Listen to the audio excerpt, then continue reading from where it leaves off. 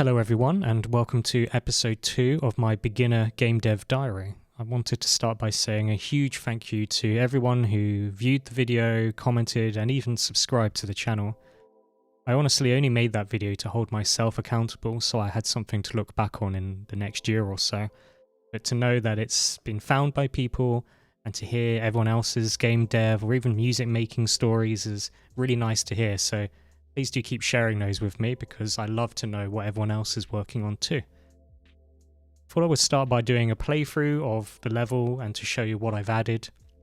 I haven't added a lot to the test level geometry wise, but you'll notice that there are a lot of new systems, so I want to show those and then go into the code and share how I put them together, because it's really not that complicated. So let's get started. So you'll see we've got some spikes there, so we've got obstacles, they're in place. We've also got my red coin system, so let's grab that.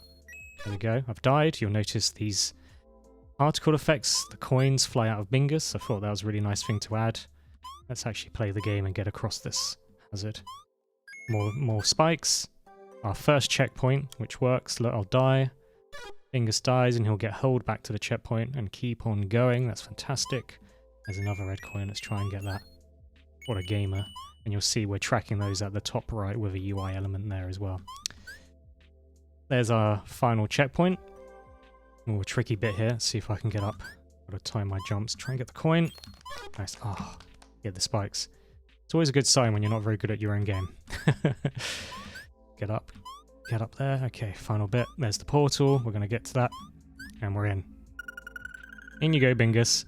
And you'll notice nothing happens because I haven't added that next bit yet. And that's it. So there was actually a lot there. Hopefully you picked up on it.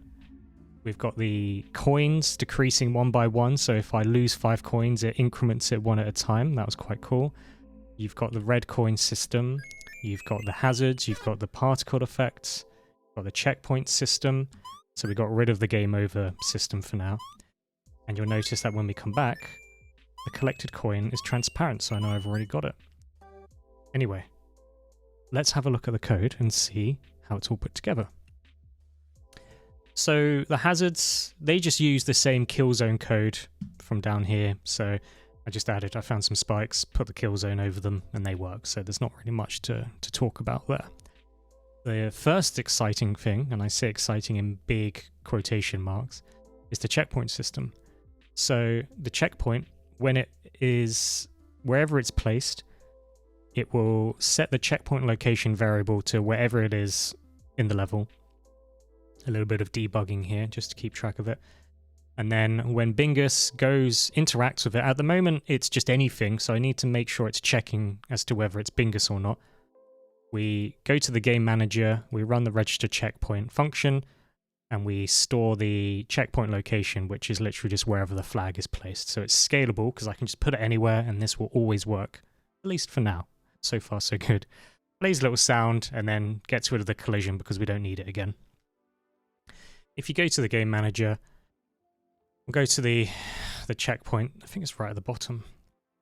Oh wait, I've got a has checkpointed variable. I don't use that for anything at the moment. I just put it in there in case. And then the checkpoint is just whatever the location is fed to through the function. And then when Bingus dies... Oh sorry, that's also in the game manager. My bad. We move Bingus back to the checkpoint.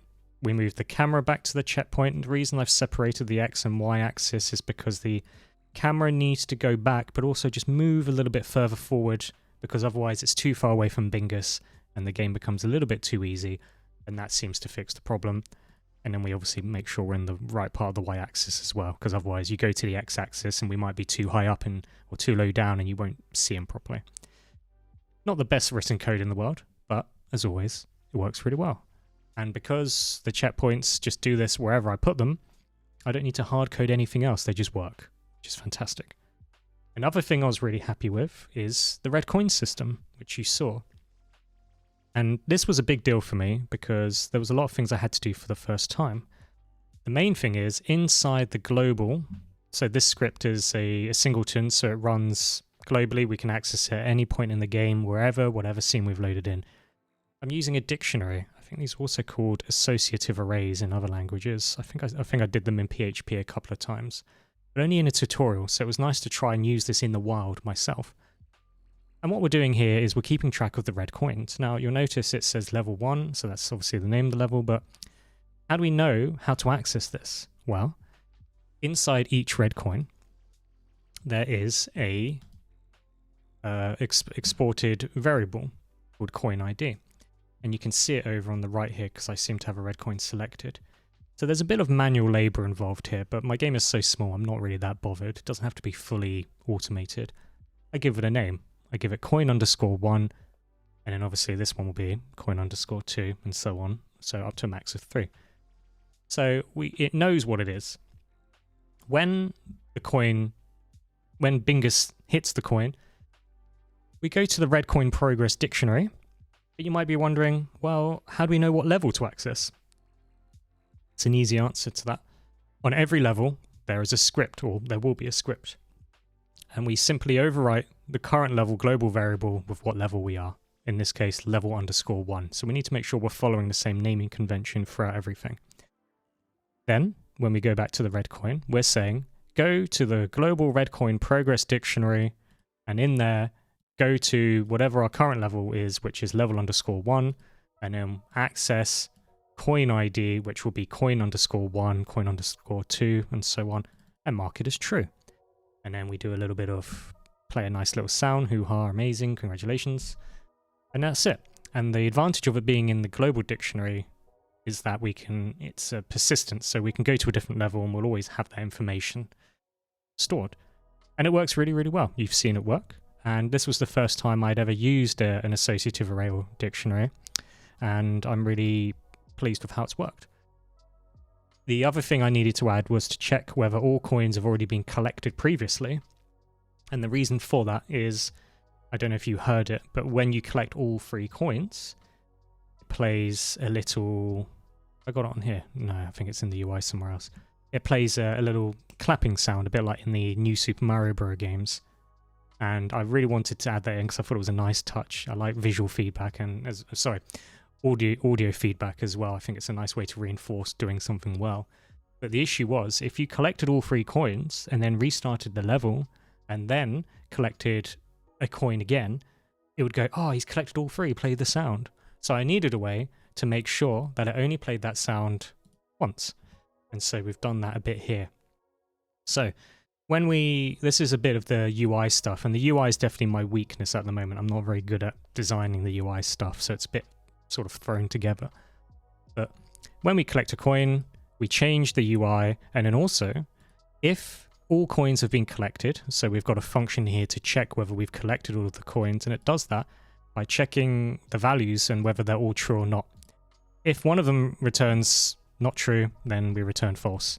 Otherwise, we return true. And so if this is true, and also we have not previously collected all 3 coins before, we play the clapping sound, and then we set this to true so that when we repeat the level, it won't play the sound again.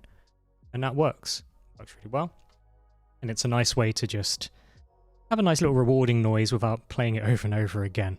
But there's a couple of issues with the red coin system at the moment, and I'll quickly show those to you.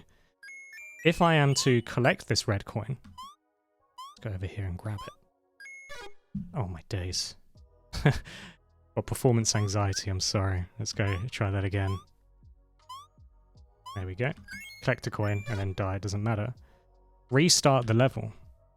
You'll notice it's still showing that I've collected the first coin, and I've done a nice little transparency effect. That bit does work. It's a nice way to show that you've already got it. But I don't want you to be able to just collect one coin and restart the level and it's still there. I want it to be so that if you click restart level, it resets your progress and you have to collect it again. It's not until you get to the end of the level that we store that data permanently. We commit it to the global dictionary. At the moment, we just commit it to the global dictionary immediately. I can restart the level and it's still showing that I've collected that coin, which is fine for now. But later on, that's not the functionality I want. The solution that I have in my head is we potentially store that data on a scene-by-scene basis so that when we restart, it just overwrites it, sets it back to default. And then once we get to the end of the level, we can take that scene-specific data and then push that into the global dictionary and store it there. So I just need an extra step first. So I've got the main system in place, but the next step is to add that extra system there to make sure that we don't get this situation where I've collected 1 coin even though I've restarted. It's not a huge deal, but for me, if I'm going to do something, I want to make sure I do it as well as I can, and I know that's not a complicated addition to the script, so otherwise I'm really happy with how that's turned out. It took me a few hours the other night, but I'm really pleased with how it's turned out. Another thing I've added is if you die, watch the coin counter at the bottom left. The way, rather than go from 5 straight to 0, it goes 5, 4, 3, 2, 1. There's a coin decreasing system in place there. See it again. Let me show you how that's put together. So we go to the game manager.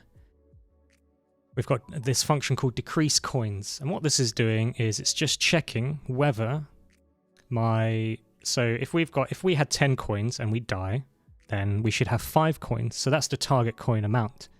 If my current coin value, which is the main one, is still bigger than the target coin amount, so I should have 5 coins, but my coin value still says 10, we decrease it by 1, we wait less than a tenth of a second, and then we keep doing this over and over again.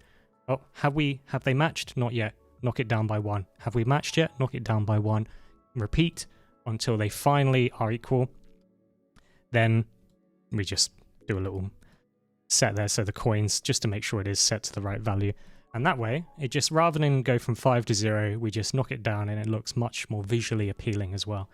I'm going to just basically do the opposite of this and do one called increase coins that does the same thing, but going up as well. And I think this will be fun, maybe a mechanic where you win loads of coins and it's just a nice little way to see, number go brr. Also, when you tally the scores at the end, just seeing it sort of rack up like that, I think just makes it look more fun. And again, not super complicated code, just is this number bigger than this number? If yes, do this. If not, do that.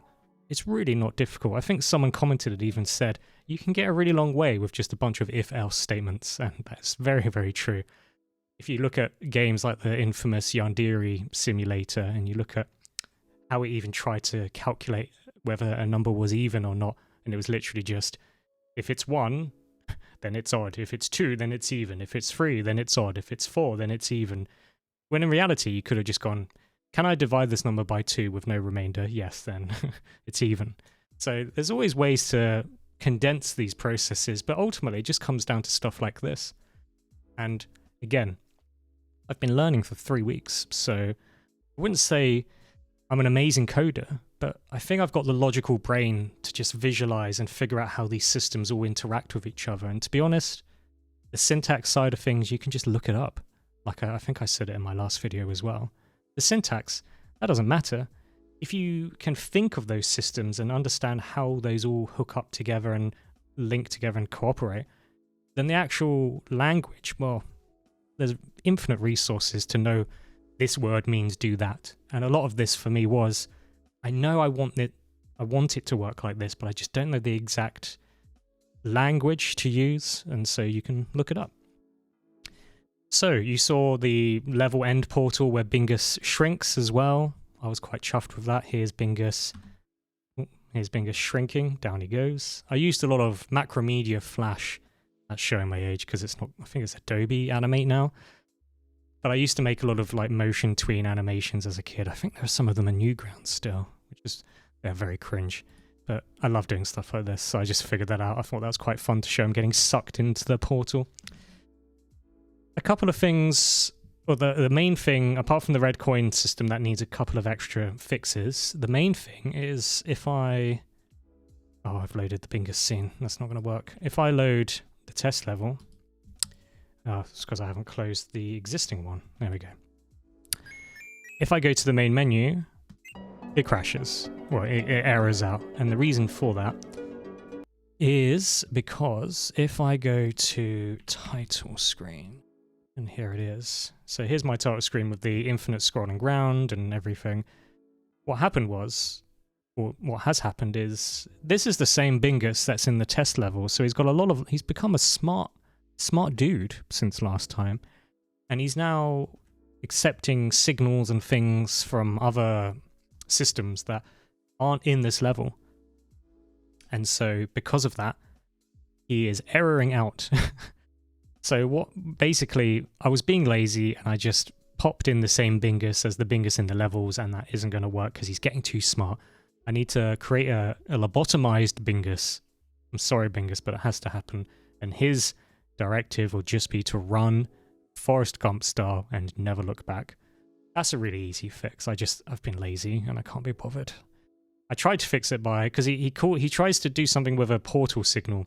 So I put a portal in out of the camera focus to see whether that would fix it, but it doesn't, because it's something about the specific variable or something. It's referring to a specific located scene, and Bingus, that will only work in the scene, that the game scene, not the title screen, basically. So it's an easy fix. I'm delaying it because I can't be bothered. So I think that's everything I've done, and that's episode 2. In episode 3, hopefully I'll have a level maybe to show you, or at least more information and updates about the systems and how they're getting more not complicated, but smarter and more efficient. Just want to say thank you again for watching and listening. If you're making a game, I'd really like to hear more about it. Maybe you can tell me about stuff that's going well for you, or things that you aren't sure about that you need help with, or if you're making music or whatever. I really like hearing about other people's projects, because I think creating stuff is just really fun, and it's just nice to put something out there into the world that you've made. Again, thanks for watching, and hopefully see you in episode 3.